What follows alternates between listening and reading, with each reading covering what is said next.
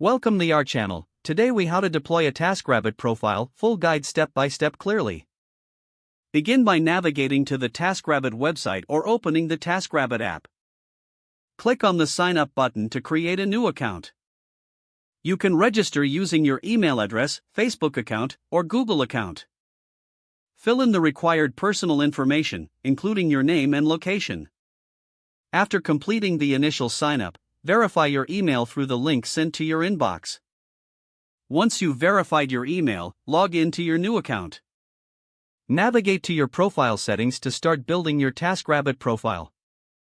Upload a clear, friendly profile picture that showcases your personality. Write a brief bio that highlights your skills and experience. Specify the services you want to offer by selecting relevant categories. Set your hourly rate based on your expertise and local market rates. Complete the skills assessment to demonstrate your abilities in chosen fields. Add a detailed description of your services, including what clients can expect. Include your availability to ensure potential clients know when you're free to work. Make sure to list any tools or equipment you'll provide for the tasks. Verify your identity by providing the required identification as directed. Consider setting up a background check for added credibility. Review your profile for any missing information and ensure everything is accurately filled out. Publish your profile once you're satisfied with its content.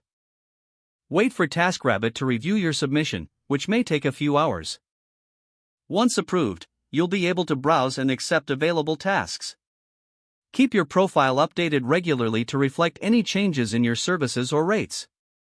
Engage with clients promptly to increase your chances of securing tasks.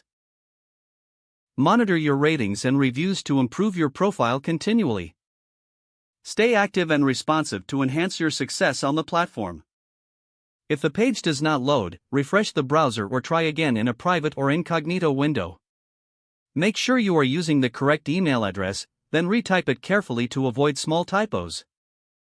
If your password is not accepted, use the reset option and create a new strong password you can remember.